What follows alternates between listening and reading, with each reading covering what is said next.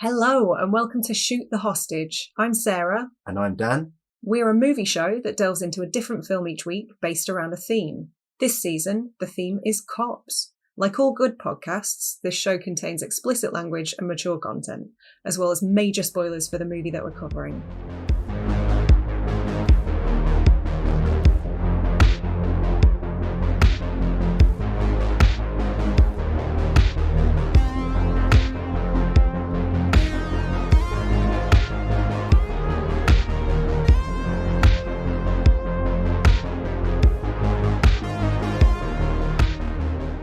Okay, so for all the slickers listening today, Oh no. we're covering Thunder Road, not the song. We're not covering the song, no. No, we're covering the movie Thunder Road, which came out in 2018 Yep. in the US. Mhm. I believe it was 2019 in the UK. Okay. Did it have a cinema release? I believe so. Oh, I okay. believe, or maybe like a limited release. Yeah. Pretty sure there was a Prince Charles event. Oh, maybe. of course, yeah. Good Yeah. old Prince Charles. The cinema, Prince- not the person. Yeah. We don't No. we don't like the person very much. I prefer Prince Albert. Thought you were going to say Prince Andrew for a second. From the one I was that's gonna say, not a nonce. Yeah, we might have issues if that had been the case. Oh my God, we're here to talk about a movie. We're already talking about the royal family. Yeah, so we're talking about the fantastic, give my thoughts away a little bit early on there, but I'm not going to dance around it. I love this movie, The Yeah. Fantastic Thunder Road. Written, directed, edited, composed by, Starring. of course, Jim Cummings. What a show off. Yeah, I know. Yeah, so 2018 is the release date on, I was going to say LinkedIn. That's a different thing. Letterboxd. Yeah, so, and when I say Jim Cummings, I'm not talking about the voice guy. Not the prolific voice actor, Yeah, no. I had no idea that this other Jim Cummings existed because I went on Okay. Google and typed in Jim Cummings and all I Yeah. got was Winnie the Pooh. And Yeah, I was like, who's same. this guy? Count Duckula or That was something. the first result as well. Yeah, I know. We need to correct that somehow. It's a nightmare when you're looking for podcasts to listen to as well because it's a lot of it is the voice guy. Oh no. Yeah, so do we need to do a synopsis? Sure. Let's do We one normally then. do a synopsis. Yeah. We do have an issue this week though. What's the issue? The issue is the only copy of the film that I could find anywhere was a French DVD. Yeah. And normally we rely on the back of the DVDs and the Blu-rays for the synopsis. But at the risk of being borderline xenophobic, maybe we don't do that this time? Or... L'engagement de Jim Okay. Cummings dans son projet est considérable. Réaliste, acteur principal, scénariste, compositeur. This is terrible. Le genre Please arti- stop. Okay. you find one that we can read. Yeah, at the risk of alienating and offending Our French our audience. our potential French audience. Yeah. Let's stop there, That's shall probably we? a good idea. The synopsis on Letterboxd is very succinct, which I appreciate. It's simply a police officer faces a personal meltdown following a divorce and the death of his mother. Yeah. And that's brilliant. That's it in a nutshell. Yeah. Divorce, Yep. dead mum. Yep. This movie is hilarious. It's one of the funniest films I think I've seen in a long, long time. Really? Yeah, and it just Okay. gets funnier. The more I watch it as well. Mm. Often with comedies, you watch it once, you watch it twice, you kind of got the jokes and you know where they're coming, and it doesn't. It kind of stops being funny to me. Yeah. There are a few comedy films that I can watch over and over, but there are so many jokes in this with the performances and the characters. And the physical performances, and it's just so layered. There's just so many jokes going on, and it's so subtle, and you've got to pay close attention. So I notice something different every time. I think another reason that it's as effectively funny as it is that there are almost constant tonal shifts. Yeah, So it's quite disarming. And then when the jokes, I mean, I wouldn't even call them jokes. It's more sort of Jim Cummings' delivery more than anything yeah, that makes the lines funny. yeah, But when they do happen, it's disarming, as I say. So it makes you laugh kind of for several reasons. Firstly, because it's funny, and secondly, because it's so unexpected a lot of the time. it is unexpected, and this is kind of it's a tragedy. The things that happen in this movie are tragic. Oh, 100%, yeah. So to go from, as you say, from 1 minute you're kind of really upset at the things that you're seeing and Mhm. you're empathizing with the characters, and the next minute you're laughing your ass off. It's just done so well. So I guess we should start up top, shall we? Because if we start with the opening scene... We have to start with the opening scene, Yeah. don't we? Because obviously it was a short film first. Correct, yeah. I saw this before I saw the short film. Yeah.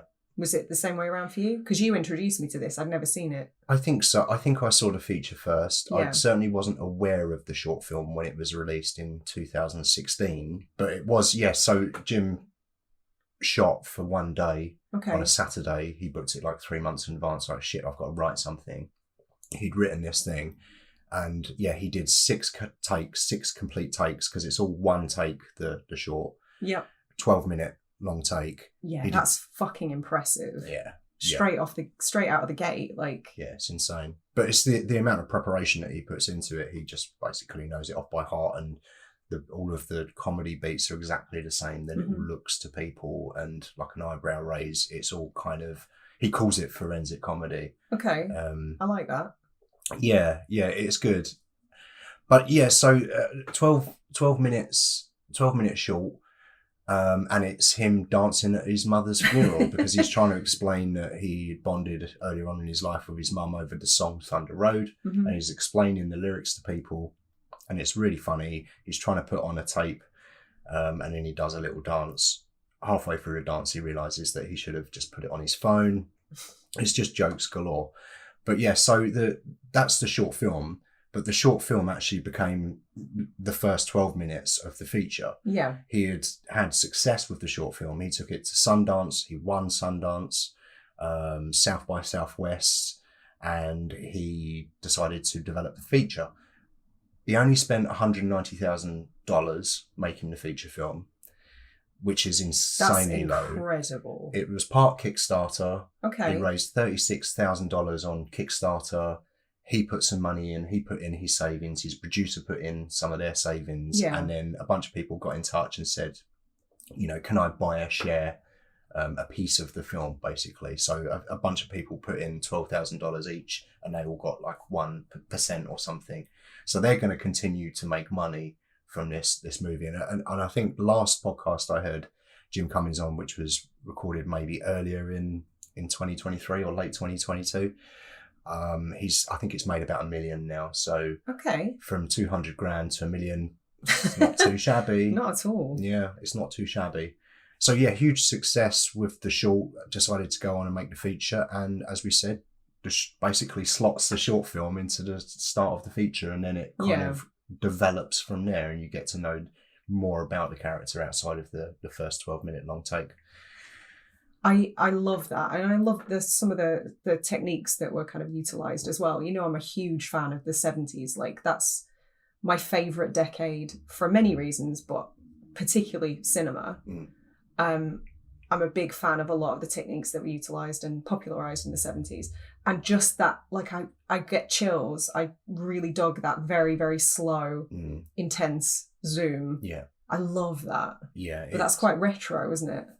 Is it? I think so. I would have to rely on you for that. I don't know. I noticed it in the movie, but I've watched it a few times now, and you're right. They do the very, very slow zoom, and they do that with a couple of his monologues. And I like the way in that first scene as well.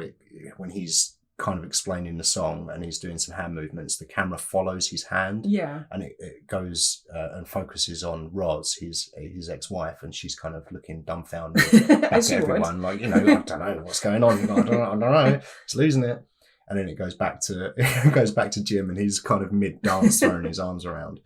But some of the camera work in this is really, really nice. It's very fluid. Not to sound wanky or anything, but it's very sort of, I don't know, it's interesting to me, and I don't know if it was intentional, but obviously some of this film does come back to dance. There's the dance at the start. He talks about how his mum owned a dance school, was a dancer herself.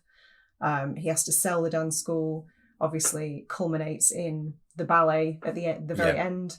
And so it's almost like the film itself via the camera is sort of a bit of a dance. Oh, wow, that's really wanky. I never thought Isn't of that. it pretentious? I'm so sorry. No, but I like it, though. I like it. But like you said, like the camera sort of moving and following him, and like the slow zooms and stuff, it is very fluid. It's very sort of purposeful. Yeah, it is purposeful, but it feels organic. And I think that's Yeah. the thing about this film, is that it was all planned within an inch of its life. Yeah. And I guess must have been very, labour intensive, but it feels organic and it feels natural. Mm-hmm. The performances, the movement of the camera, everything, it feels like it's almost improv, but it's not. It couldn't be further away from improv, and that's to its credit. I think that's just brilliant. Yeah, it's I agree. It is very naturalistic. I wouldn't put it in the category of like mumblecore or anything like that, but it is kind of in the same vein of like that naturalistic kind of performances and dialogue. Yeah, absolutely. So we learn more about the character. He's a cop. He's he's going through a divorce. He's just lost his mother. During the course of the film, he starts to have a legal battle with his ex-wife over custody. Loses custody. Yeah. Yeah. But earlier on in the movie, you get to know more about the character. You see him spend time with his daughter.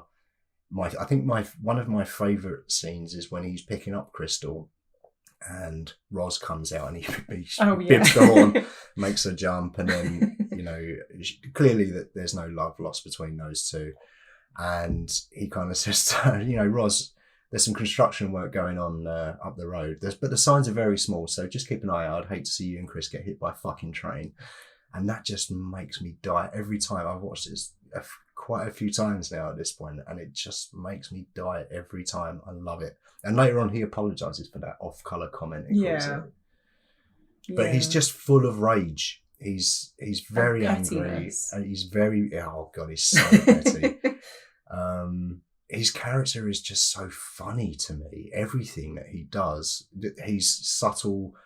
When they come upon a guy in a parking lot who's going a bit mad, and he just kind of leans on his, I don't even know what it is, like a cop holster belt thing. Yeah. He's leaning on it and kind of looking out, and he's calling him hombre, and he's trying to be cool. And yeah, it's just very funny. It's that kind of David Brent kind of, I think that I'm pretty cool, but actually I'm a bit of an idiot. Yeah, he's definitely got that sort of, I don't know, Midwestern Bible Belt average dad vibe.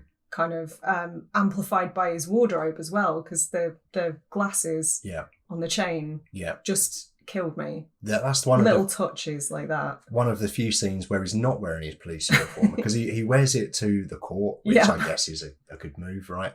He wears it to other things that I forgot. But no, he wears it quite a lot, so to see him out of uniform was quite interesting. Yeah. Without getting too far ahead of ourselves, I want to go back to the intro again. Okay. The 12 minutes. Because there's quite a few lines in there that are so... I don't know, there's a couple where I almost felt very uncomfortable laughing. I did laugh, but it made me feel uneasy. Lines like the diatribe when he's talking about how his mum helped the Down syndrome girl at school. But not knowing, like she had something, I think is what he says. But it's such a pitch perfect way of introducing the character. Yeah.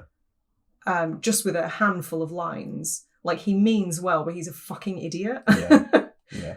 And it's after he says something as well, it's his facial expression where he just does a little subtle shake of the head. Yeah. Just like, why am I saying instant regret. Yeah. It's perfect. We've all been there. And lines like when he's describing his mum who's just passed away, he's trying to honour his mum, and he talks about how, I think the line is, she was a certified public accountant. I'm just like, oh, bless him. Yeah. Like that. Maybe some more personal memories or But yeah, just lines like that tell you so much without saying actually a great deal. Yeah.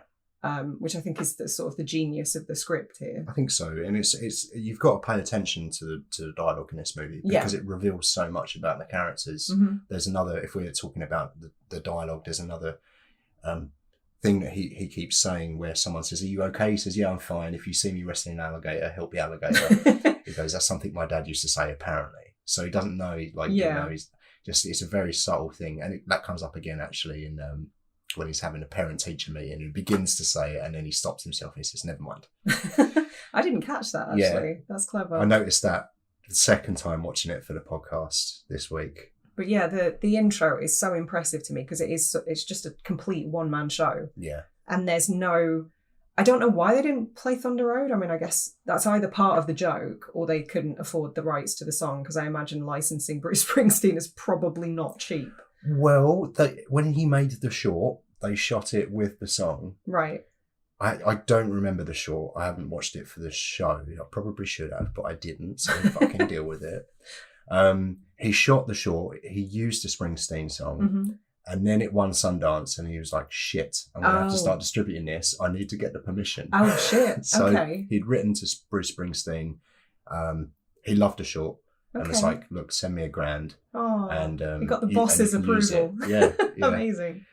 But they use an instrumental version, don't they, at the end of the feature? No, it's a Bon Iver song, Is Skinny it? Love. Love that song. Oh, is it Skinny Love? Yeah. Right, okay. But yeah, I don't know if that was a rights thing, but it's a beautiful piece of music. Yeah. Fit it really nicely. It did work really well in that final scene, which I'm sure we'll get to. Yes, definitely. But yeah, the opening is just him talking. Like, there's a couple of very minor interactions with other people, but otherwise it's just him. Yeah. There's no music, as we said. Music exists in films generally to like guide your emotions, to tell you how to feel at any given moment. And we just don't have that. It's just a monologue. I don't know if anybody who didn't also have directorial experience could have pulled that off quite as well. I think you're right in this case for sure, because he just knew where to stand, he knew where to look, he knew where the camera was. Mm-hmm. He kind of talks about it like he's kind of self-directing in the moment and self-editing, but because he knows the dialogue so well, it's just a muscle memory to him. He's able to think about all of those things because he's just kind of on autopilot, which is fascinating. Apparently he spent 2 months on his drive to work, 45-minute drive to work, so he could rehearse the whole thing 3 times on the way to work. God. And he's crying in traffic and everything, and getting some crazy looks from people. But yeah, it's interesting because I guess it must be really hard to act and direct a movie. How do you direct yourself? Well, it's really weird that we're doing this in the same week that we've also watched Man of Tai Chi. Because Keanu Reeves could learn a thing or two about self-directing. I love Keanu Reeves. Same. But he was so bad in that film. I liked the movie. I thought the movie was pretty excellent. Yeah, it was a fun film. He was quite funny in that film, and I don't think it was intentional. Oh no, it was like a Tommy Wiseau level of funny. Yeah. Bless him. We stan Keanu though. We do. We love Keanu. Yeah. Who doesn't love Keanu? If you don't like Keanu, I think maybe we should put you in some kind of big pit of fire. A big pit of fire. That's very medieval of you. Because you're clearly a psychopath, right? if you've got a problem with Keanu Reeves, then I don't know, maybe get yourself tested for something. It's a pretty good gauge of how decent a person is going to be. Yeah, I think so. If you've got beef with Keanu, then you can get bent. Yeah. There are a lot of little things in the movie that I'm not sure I caught correctly, or like blink and you'll miss it bits. Okay. So I'm interested to know how much of it is likely to have been intentional or meaningful or whatever. He talks about his alma mater, like LSU, which I looked up is Louisiana State University. Yeah. Now you told me he's from New Orleans, right? Yes. So is that like somewhere that he went to study, or do you know? What was the name of it? Louisiana State University, LSU. I don't know. I've got no idea where he studied, to be honest. Because he mentions it on a couple of occasions during the film as well, so I wondered if that was like something personal. I think he had intended to shoot it in New Orleans. Okay, where was it actually shot? Somewhere else. Very specific, thank you. Yeah, but no, I don't know. I don't know if that's his actual. Okay, I'd be interested to know, like, because it just purely out of the fact that everything in this is so measured, is so, as you said, forensic. Like, I can't imagine it would have been included without a good reason. Yeah. So I'm curious. Go Tigers. Yeah. I want to know more. And stuff like, I don't know if I caught it correctly, but on the calendar, when he's obviously got custody of his daughter that week or whatever, it looked like his daughter's name was spelled 2 different ways.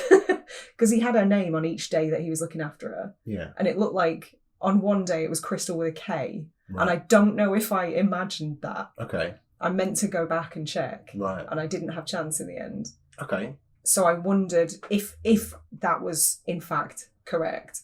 Was that like maybe something to indicate that he'd not been such a great father in the past and now he was trying to step up his game? I don't know. It was definitely intentional, but I don't know what the meaning is behind it. Yeah, just because it's kind of preceded by the scene of them when they're sort of doing the clapping game. I can't even remember what that's called. But patty cakes. Okay. Yeah, I mean, everybody used to do that as a kid, right? No? Women, girls used to do that as children. Yeah. Okay. But yeah, obviously you get that where he keeps kind of faltering and getting frustrated with himself and he keeps saying, I'm not going to be any good at this. And then obviously you have the scene following that where he's clearly like been up all night practicing. Yeah. So he's obviously trying to like step up and be a better dad. Yeah.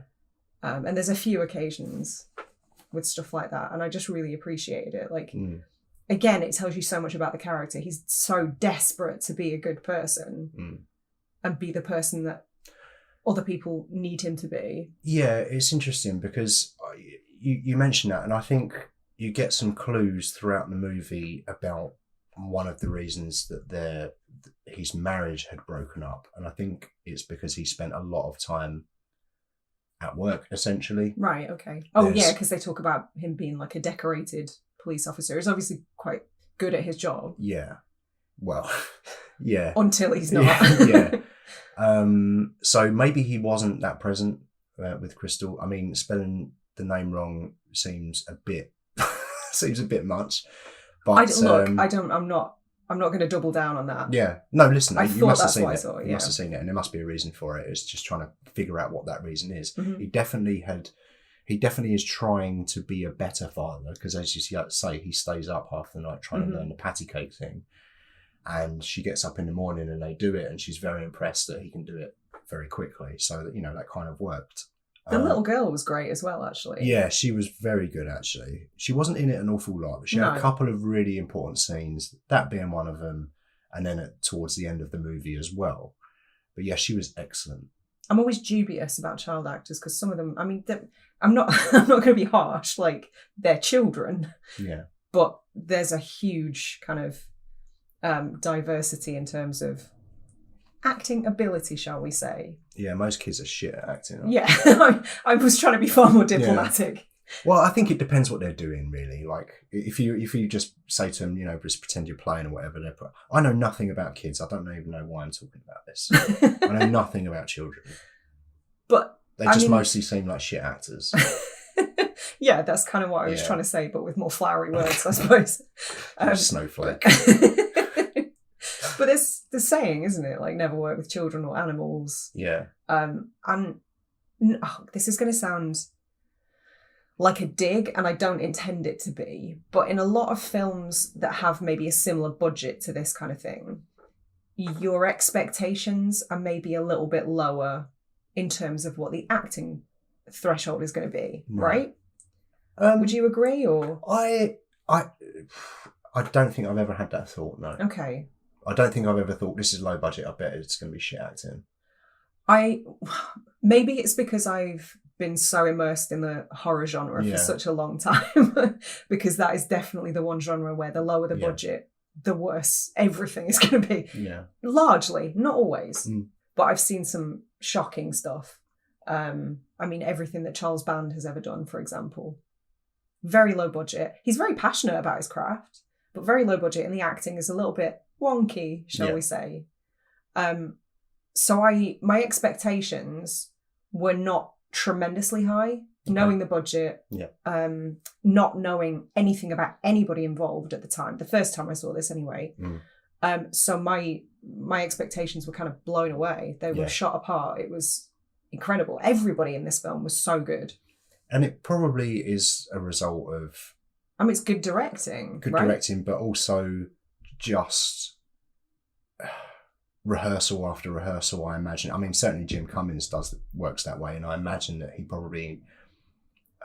I did read that he recorded the entire script where he was doing different voices for all of the characters, and he sent that to everybody so they could kind of get a grasp on the sort of delivery he wanted, but put their own stamp on it. Yeah, and that's kind of how he writes his films as well. He speaks the dialogue. If it's good, he writes it down. Okay. And then, as That's you say, he interesting. records the entire script on a Zoom Okay. in a cupboard and sends it out to actors and anyone that's involved in the film so they can hear the specific tone and cadence of the way he wants them to deliver things. Okay.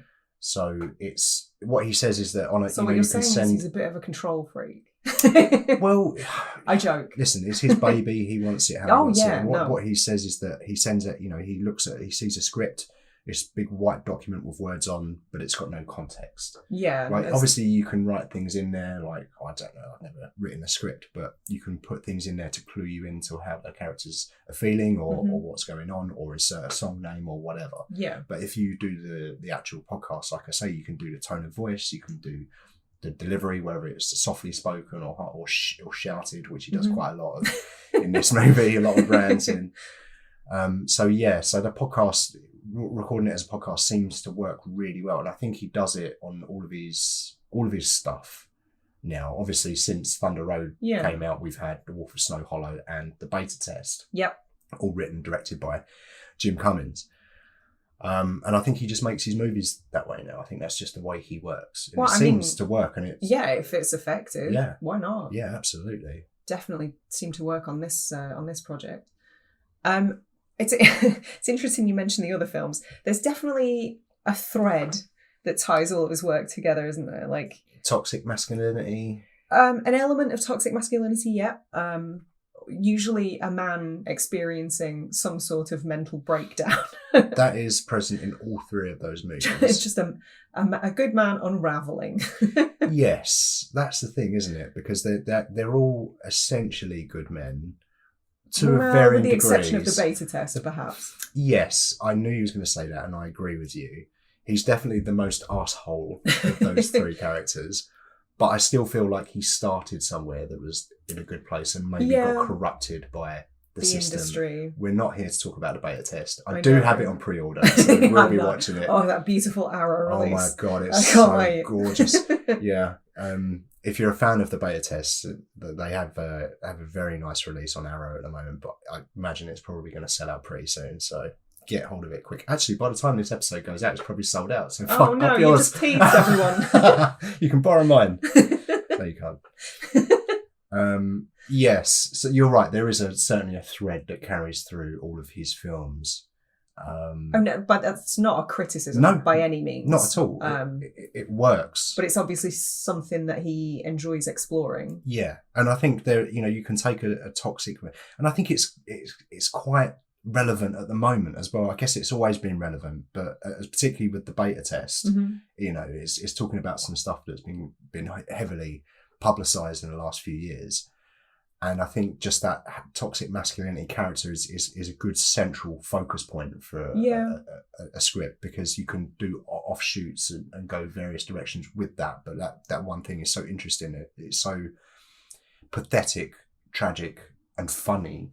It's kind there's of a lot to mine for comedy there, yeah. And there's that great line in The Wolf of Snow Hollow as well, where he sort of turns to his female colleague and says, "Oh, do you think women have had to put up with this since the Dark Ages?" And she's just like, she just looks for at fuck's sake. Yeah. Now you're catching up. Yeah. So he's obviously very clued into that sort of thing. Yeah, I think so. Themes in Thunder Road. Mm-hmm. What do we reckon? We've got themes. Toxic. Therapy is good. Therapy is good. Yeah, grief. That could be an alternative title for this movie. Yeah. Get therapy. Yes, absolutely. But that probably is a really good way of putting it, actually, because he's always saying to people he's fine, he's fine, and he's not fine. Oh, he's not fine, no. But Tolkien never solved anyone's problems ever, as he says in the film.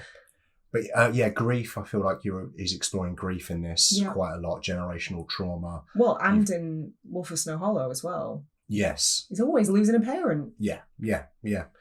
But, you've got the generational stuff because he's lost his mum. He didn't have a relationship with his dad. I don't know what his relationship was like with his mum. I gather that it wasn't brilliant, because he talks about having given her shit when he was growing up. When he visits his sister later on in the movie, she explains that she feels like the mother never approved of her. Yeah, so that he was the favourite, perhaps. Yeah, so there's definitely, like, it's not a perfect relationship, and there's definitely some trauma that's been passed down to him. And I think the key of the film is him learning or trying not to pass his trauma down to Crystal. And I think that's why I really like the way that the movie ends. It's kind of a full circle thing going on with the mother dying, and then at the end of the movie we've got Crystal at the ballet, which we'll get to, I'm sure. Absolutely. I don't want to jump too far ahead. Yeah. Did you notice in a lot of scenes, I'm struggling to think of a specific one right now. I think there's one where maybe his daughter's sat at the table and he's in the kitchen talking. But in a lot of scenes like that, where he's interacting with other people, he's often the one in the background, sometimes out of focus. And it's the person that he's interacting with that's often the focus of the frame. Yeah. What do you think that is? I don't know. Maybe the camera just lost focus. In a film this carefully it's obviously, I don't believe that for a second. I mean, honestly, if I'm just going to simplify it, it's probably just we need to be focusing on his character. He's still there, don't worry. He's still in the background. You can kind of make him out. It's just unusual. It's an unusual technique. Yeah, because usually the person who's talking is the one who's in focus, and that's not always the case here. Right, okay. So I just found that quite interesting. It struck me as unusual. It's not something I noticed, actually. Okay. Didn't notice that. I only noticed it on second watch. Yeah. There's a lot of really interesting edits as well that work brilliantly in terms of keeping the kind of bittersweet tone going. Yeah. And the one that really stuck out to me is I think he's almost intruding on his colleague's family dinner. Yeah. Like the rest of the family all seem mildly confused as to why he's there. I think that's because Nate is always inviting him for dinner, and he never takes him up on it. Right, so they're probably just quite taken and surprised that he's there. Yeah. And he's sort of trying to ingratiate himself and ask about events that he might be able to join them on and stuff like that. Is there some kind of website for this stuff? Because I don't know, I always seem to miss it, and it'd be really nice to get involved. Facebook, my dude. Yeah. That's what that's for. It's up in the cloud. What cloud? He always seems to play characters that are older as well. Yeah. He ages himself up a little bit. Yeah. I think just it's like a technophobe kind of character, yeah. Like my 8-year-old dad can use a smartphone. What's his excuse? But again, I don't know, maybe that's another indication of how buried he's been in his job. Yeah. That he's ignored everything, like he's been so blinkered. I think you're probably right there. That's interesting. I like that theory. And it's only when, well, we'll talk about that in a second, but it's only when his job is sort of removed from him that he sort of looks to fill his life with other things. Yeah, you're right. I think probably being a police officer has become his identity. It cost him his marriage. Yeah. Potentially could have cost him his relationship with his daughter. Mm-hmm. There's an interesting scene, and I wondered what it meant. And when I rewatched it again yesterday, I think my thought is this. So there's a scene when Nate and Jim they get called to an emergency, and there's a chef with a knife. Oh, I was just about to talk about this. Were scene. You? Yeah, perfect. Because the edit that I was talking about, there's a hard cut from that family dinner to a very serious, fatal situation in the diner, which is just complete tonal shift. Yeah. But my God, does it work? Yeah. But it's weird because this film is not by any means like an adrenaline rush of any kind, no. But it shook me. I hate to keep using the same term, but it is so disarming. Yeah. So go on. What it keeps you on your toes, yeah, and it's kind of jarring, but in the Jarring's best way. A good word, yeah. Like you just get settled into a scene, and then you get thrust into this. Whether there's a foot chase moment that happens, kind of like that as well. But yeah, so when they get called to this restaurant, and there's a maniac with a knife, and you see probably his best police work in the movie. Well, he's clearly a competent officer. Yeah. But that's the only evidence that you get, that you see of him being a good policeman. But he's kind of saying to the guy, disarm yourself, throw the knife away, and he goes to the back to try and find this guy because he's stopped talking, and it turns out that the guy has fallen on his own knife. I couldn't work out if he'd fallen on his knife or if it was like intentional because he felt boxed in. I feel like it was an accident. Right, okay. I feel like because it doesn't necessarily. That's the thing about this film. It doesn't spoon feed you anything. Oh God, You've no. got to work really hard and pay really close attention to everything. I appreciate that though. It makes me feel respected as an audience member. Absolutely. And also it's interpretation. So like just because one thing about this scene doesn't necessarily mean that it's correct, but I feel like from that scene he sees the guy accidentally stab himself, and he kind of sees himself in that moment because he looks at him and the camera stays with him for a good 10-20 seconds just looking at this guy, and I feel like in that moment he's going, oh, that's me.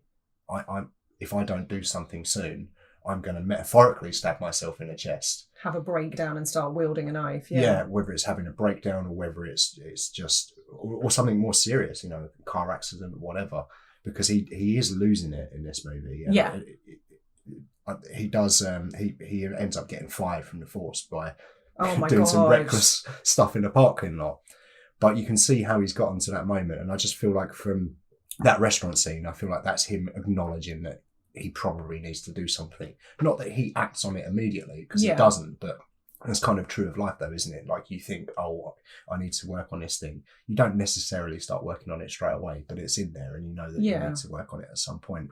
That's what I think that scene was about. Okay. I didn't think quite as intently about that scene as you did. I like that take a lot though.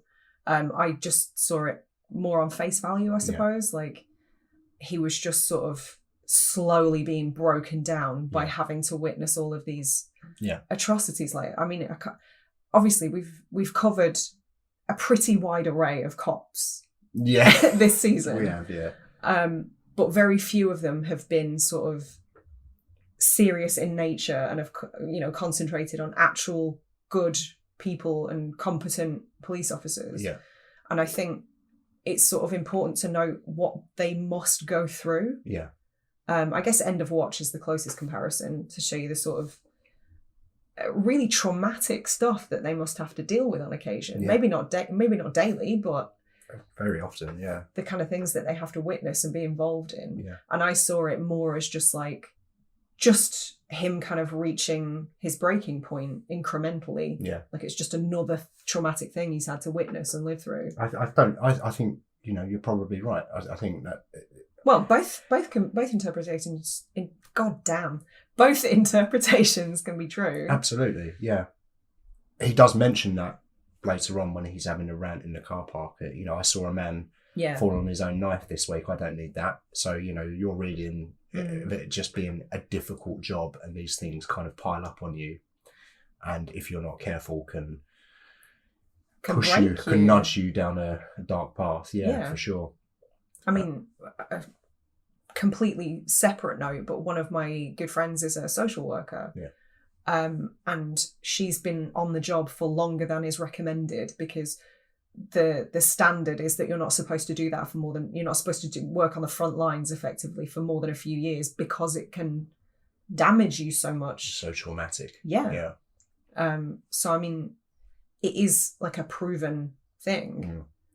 And I wonder if the same is true of police work. Yeah. Like maybe they recommend that you don't do it for too long, because it must take its toll. It's going to have one of two outcomes, right? You're going to be completely deadened to everything. Yeah. Or you're going to have a breakdown. Yeah.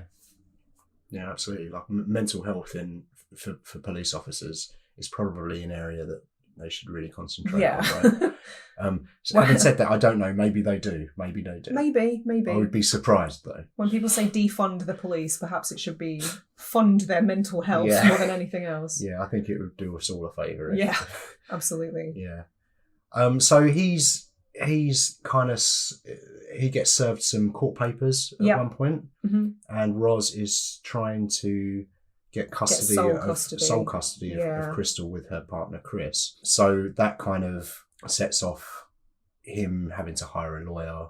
He has to sell the dance studio to pay for his legal services, and he has a meeting with the judge to try or who's determining basically where Crystal is going to live, right? Yeah, and sadly the judge sees the footage of the funeral, which, terrible pun aside, is kind of the nail in his coffin for the custody battle. Yes. Or the first stage of the custody battle anyway. Yeah, he doesn't do himself any favours in that scene. He kind of but he's trying though. It's so sad. He starts off well, and the lawyer warns him, this judge is an arsehole, don't say anything you don't need to. And then he just starts talking, you're like, no, shut up, shut up. And as you say, the judge brings up the video and he says, you're acting violent. And he says, no, I wasn't acting violent. I wasn't acting violent. Yeah, which is true. Yeah, he wasn't violent at all, but obviously the partner of Roz is trying to sway the court's decision. Yeah, it's basically trying to perform a character assassination. Yeah. We don't get to know very much about Chris. No, you see him a couple of times. There's that one time which makes me die when he goes to try and talk to Jim about custody, and Jim just winds up just presses the window button and the window goes up, and then the camera pans back to Jim and he just puts something in his mouth and he's eating it. He's just staring at Chris through the window. It's fucking genius. I love this movie. I appreciate the level of petty on display in this film. Yeah. But yeah, he accidentally threatens the judge, and Kelsey Priest, they rule in favour of Roz. Yeah. That sets him. That's really the breaking point for him, isn't it? Like all of the events in the movie have led him to this point, but the point at which the judge says, "No, you can't see your daughter anymore." Yeah. That's when he goes. Is that the all is lost moment? That is the all is lost moment. Yes, well done, Sophie. That's when he drives back to the police station and he kind of offers out Nate. Yeah. He's like, I thought you got rid of the footage. And then they have a bit of a scuffle and he has that big monologue and rant in I think that's my favourite scene in the entire film, because that clever sort of pan out when you see everybody else's reactions and you don't know what's happened. Yeah. And that kind of cuts to the wide shot to reveal that he'd drawn his gun. Yeah. That, the first time I watched that, in a kind of unassuming indie film, I wasn't expecting such a jaw-dropping moment. Yeah, it was dealing with some serious stuff in it. Yeah, but sure. Because like you say, it kind of the camera zooms out and it reveals him holding so the gun. Clever. But then he looks down at it's very subtle because he kind of side looks and he's like, oh, shit. Yeah. And then he goes, it's fine, puts his gun away, and and then you're immediately laughing. You're going, shit, this is getting serious. But then 10 seconds later, you're laughing your ass off. Yeah. Yeah, that's I was going to ask you your favourite scenes. I think that's one of mine. That's top for me. Yeah. I love that. It's really so well done. Yeah. Yeah. This is just the sycophantic Jim Cummings podcast from now on. Yeah. We're going to have to do beta test at some point. We'll fit that into a theme. Yeah. For sure. We didn't talk about surprise, Macon Blair. Macon Blair. Oh, yes, of course. The reach around guy. Yeah. As he will now henceforth be known. Yeah, that's a really great scene as well.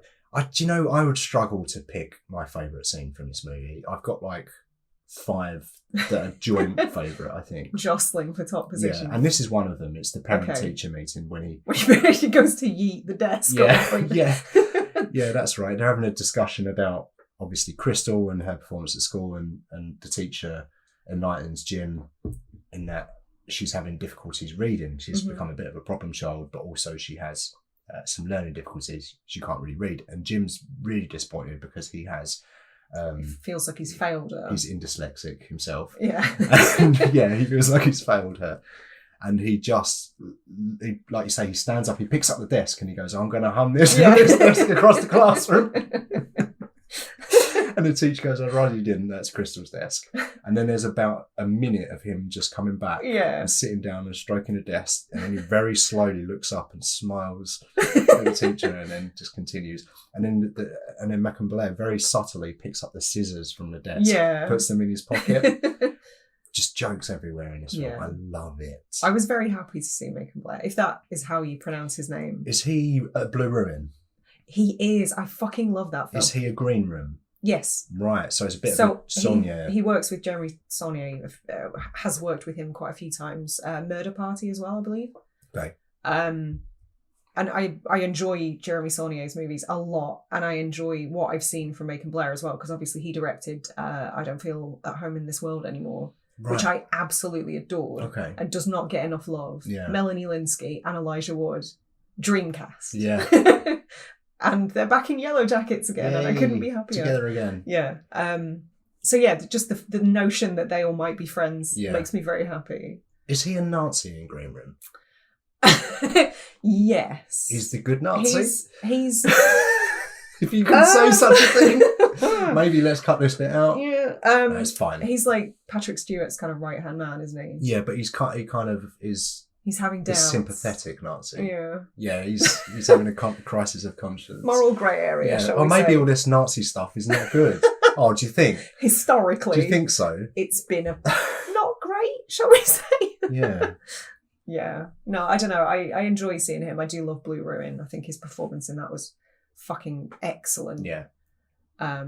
So it's always a pleasure to see him crop up. And I'd forgotten he was in it, actually, until this watch. He was very good in this. I wonder how that casting kind of happened. Cause that's perhaps it. Perhaps they're pals. I know Jim had said that the guy that plays Nate is one of Jim's friends. Okay. And he had kind of called him and Jim, called him, "What are you doing now?" And he said, "I'm just returning a t-shirt at Target." And he says, "No, keep the t-shirt and come and fly out because we're shooting a movie."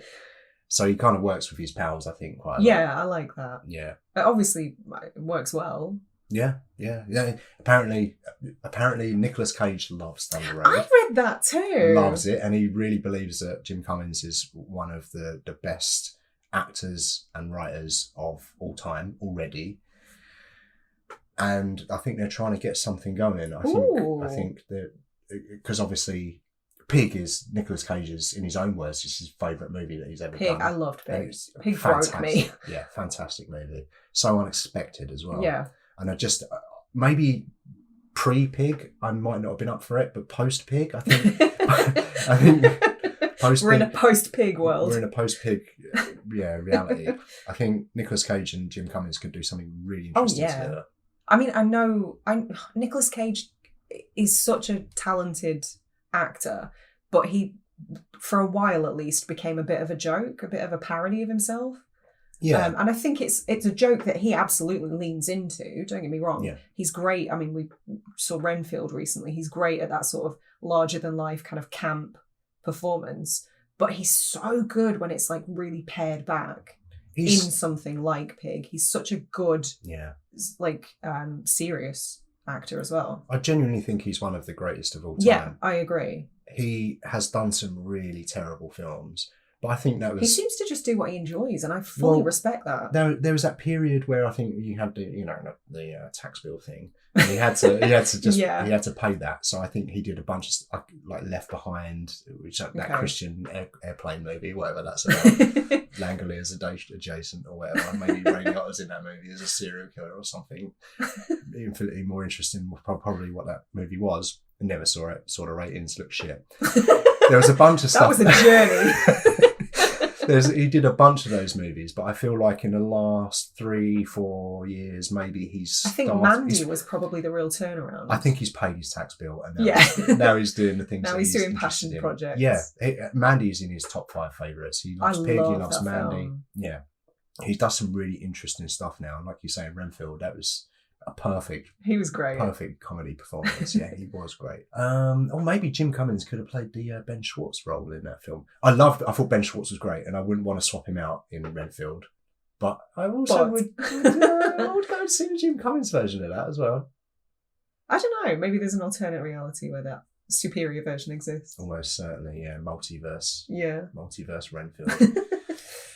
Yes. I would pay good money to see that pairing. Yeah, I think it's coming. I think they're kind of pals now, so I would imagine that they'll work together at some point, and I'm super excited. Yeah, that makes me happy. Yeah, and if you do make that movie and you need a production accountant, I am available in the UK or anywhere else. I'm very cheap. We'll work for vegan KFC burgers. I can't pretend that I'm good, but I'm cheap. You've got a calculator. What more do you need? Exactly, that's all you need.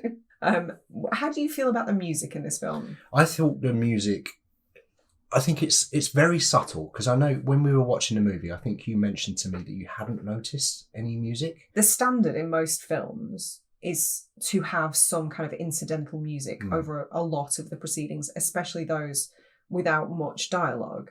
But because this is so dialogue heavy, I don't think it necessarily needs or suffers from a lack of music, but the score is there. Yes. and it's very kind of melancholic, and it made me feel weird about laughing so much. Okay.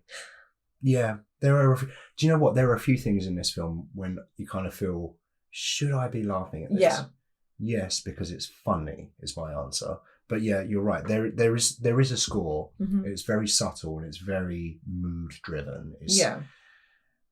There's not a lot of it, but I really like it. I think it's, it's I not. think it was a good move to use it sparingly. Absolutely. It doesn't need it. It's not, a Hans Zimmer or Ludwig Göransson or Junkie XL that I'm going to put on and listen to when I'm going for a run or something. But it's very fitting within the movie. It just kind of just slightly guides you. Like mostly it's the dialogue and that helps you figure out what everyone's motivations are and what the story is, but it does a little bit, like there's a foot chase where it has some subtle music going on in the background, and I like it, but do you know what, I didn't notice it a great deal until you pointed it out to me. I started listening for it, but I kind of think that's how the music should be, right? Outside of like a blockbuster, a film like this, you probably shouldn't really notice the music too much.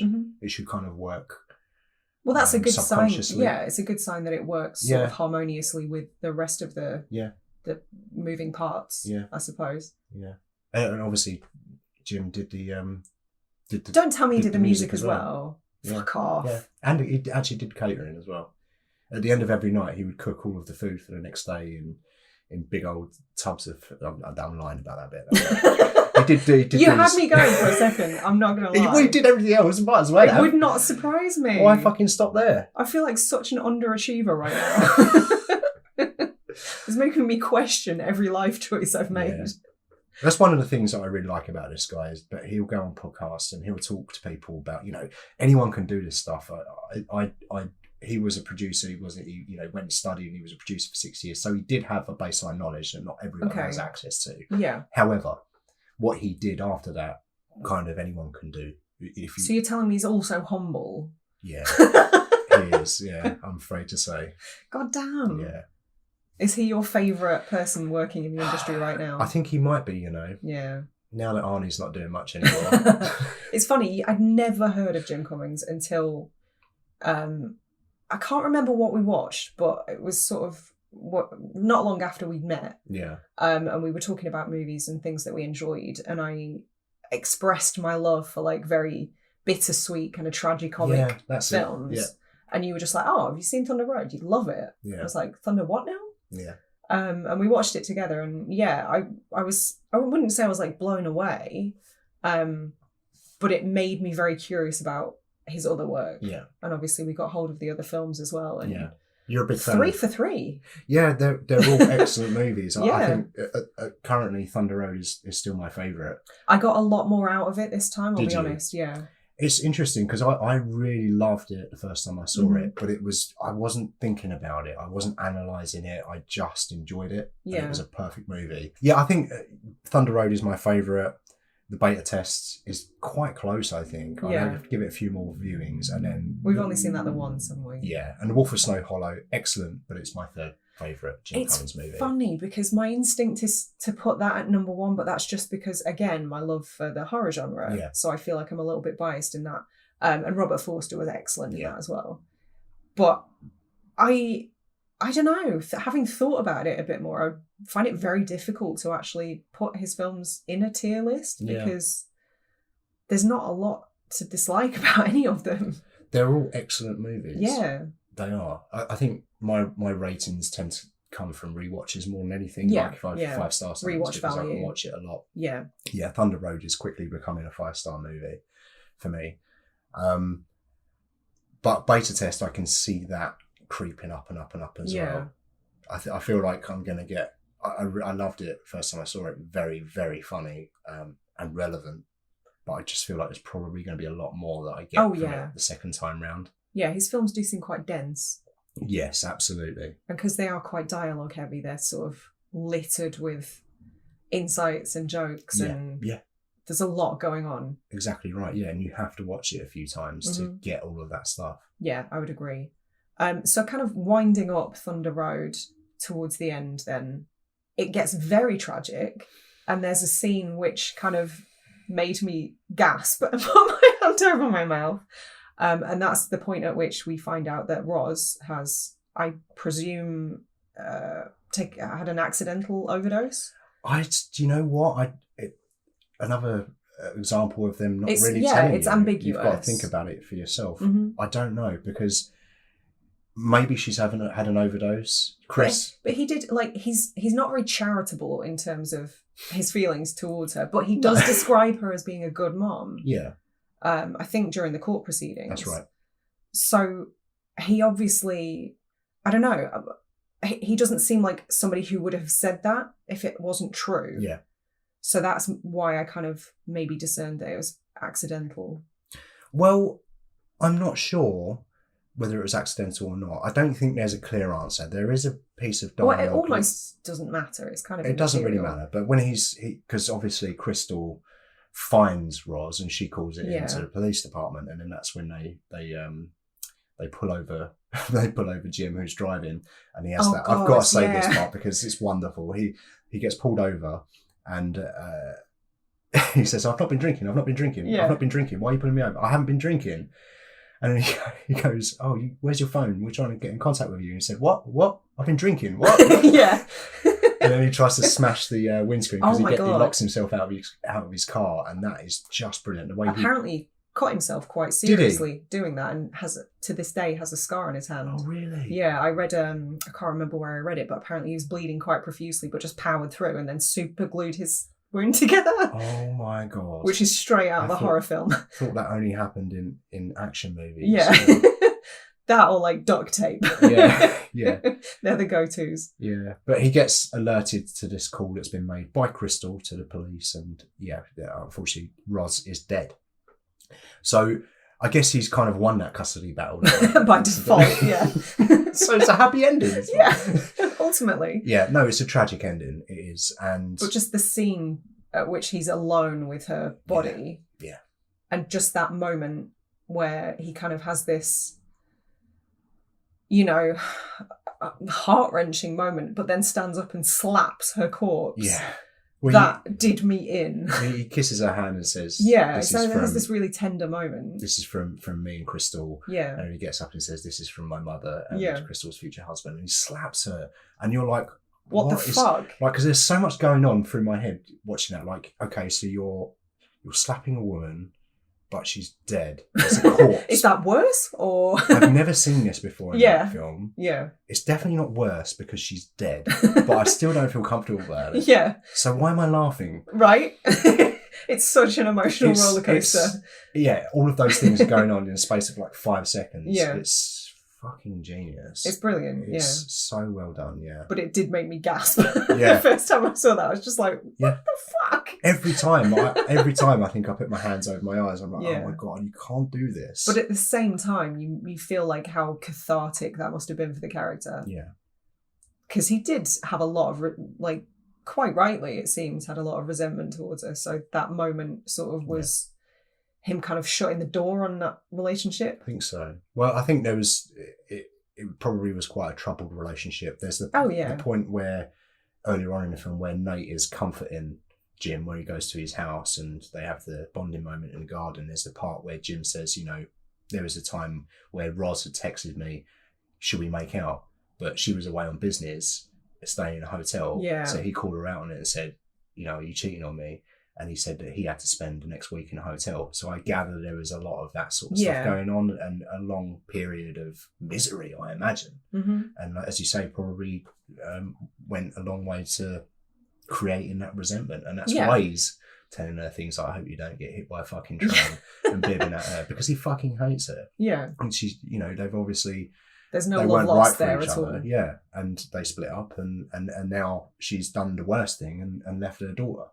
Yeah, and as we were talking about generational trauma earlier, like she's passed that on to her kid now. Yeah. That's awful. Absolutely. It's like the worst thing you can do. When he, after that scene, he goes and speaks to Crystal, and they have their heart to heart towards at the very end of the film, he kind of explains to her, when someone leaves, and then he stops and he thinks and he says, when someone chooses to leave. Yeah. So I think maybe it could have been a suicide. But it could have just been an overdose gone wrong as well. Chris, the partner, is also missing. So, I mean, that doesn't get resolved. We don't know what's happened there. I respect that, though. Yeah. Like it's not important. A lesser filmmaker would have tied up all of those loose ends, but it's not necessary. That's not what the movie is about. The movie is about his journey. Jim's character and his relationship with his daughter. Yeah. And trying to reconcile his relationship with his mother and trying to be a better father for his daughter. So how do you feel about that ending then? Oh, it's perfect. Can I be honest with you here? I would appreciate it, yeah. Okay. So we watched this movie together. We did. We've seen this twice together now. Yeah. When you were out yesterday, I finished off watching this film. Did you do a cry? I did a cry. Oh, I knew because I was on my own and I was safe. I was in a safe space on my own. Not that you would criticise me for crying, God, no. but I'm just very uncomfortable about showing my emotions to people, as you know. And I think that might be a big reason why I empathise with this character and this film so much. It's why it kind of speaks to me so much, I think, because I see a lot of myself in the character. Whereas, on the other hand, I never stop crying. Yeah, right. But I just think the ending is absolutely perfect. Yeah, because it's brief, but it's everything it needs to be. You have the scene where he's talking to Crystal in the ambulance and he says, do you want to run away together? And then clearly some time has passed because there's a Christmas tree up, and what better way to tell people that time has passed? It's Christmas now. But yeah, so, and then it cuts to them going to a ballet. And earlier on when he was speaking to his sister had said, oh, Mum went to see Swan Lake and I think that's what made her want to be a dancer. So, and given that the film starts with his mum's funeral and ends with them at the ballet, and Crystal is watching starts the ballet. And ends with dancing. Yeah. Yeah. Of vastly varying degrees of quality. Yeah.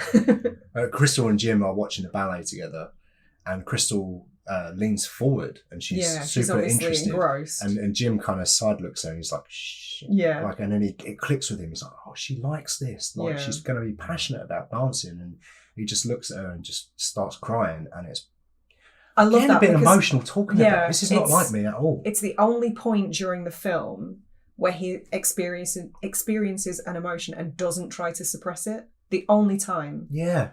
And I love that. Hadn't thought of that. That's super interesting. Yeah, you're right. He just lets it happen. Because every other time he gets really emotional and then his face just changes. Yeah, complete straight face. Yeah, and it's like, no, I'm fine. Don't worry. Yeah, you're right. He just goes with it. And that's his character arc, isn't it? Perfect. Therapy is good. Yeah. Clearly he's had some therapy as well. You would hope. Yeah. No, he does say to Crystal, we're going to feel bad for a long time. Yeah. We're probably going to have to talk to some people, but before you know it, it'll be back to normal. Oh, I like this movie a lot. I can tell. It's such a good movie. So I fancy watching it again.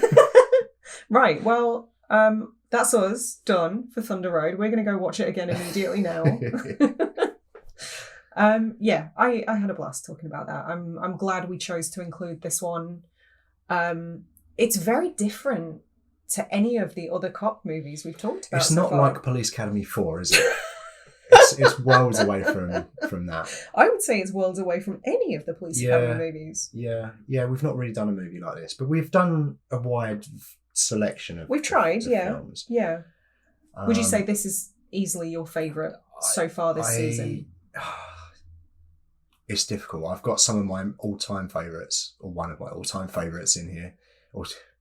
Yeah, I would say this is my favourite. Okay. Yeah. So far, this is like neck and neck with The Guard for me. Yeah, okay. So, next week is our last one for this season. It is season 1. Season end. Finale. Yes. What are we doing for that? We are talking about, I'm so excited, we're talking about The Raid. Oh, we're doing The Raid! Finally! I know. We've never seen that together. I know, it's nuts, isn't it? That's wild. Yeah. Because that's now cracked. Oh, this is such a spoiler. Yeah. But it's now cracked my top 10 of all time. Yeah, interesting. Yeah. I'm sure we'll talk about that. Oh, yeah. During the show. But until then. Thanks so much for listening. If you've enjoyed the show, please consider leaving us a 5-star review on your platform of choice and come and shoot the shit with us on social media. All the links are in the description.